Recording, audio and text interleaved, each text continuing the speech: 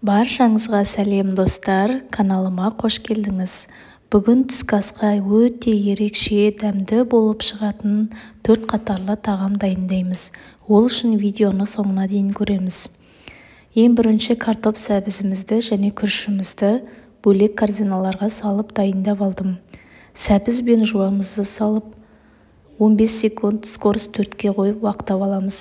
Үстіне сұйық майымызды құйып, жан-жағын жинақтап, қақпағын жауып 5 минут 95 градус скорость 2-ге қоямыз.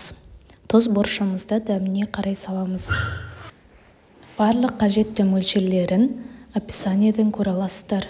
Үстіне суымызды құйып, күрішімізді саламыз. Ары қарай қалған бөліктерін саламыз.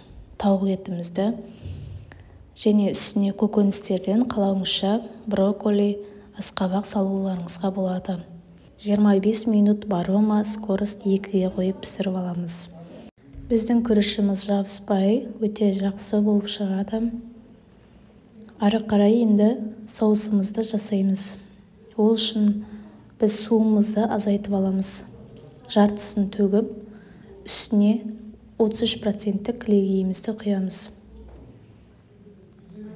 Және ірімшігімізді салып, сары майымызды саламыз. Жаңағы піскен күрішімізден 2 үлкен қасық саламыз. Қақпағын жауып 20 секунд скорость 5-ке қоямыз.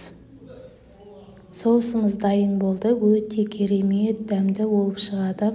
Міндетті түрде жасап көріңіздер. Күрішімізді осындай формаға салып аламыз.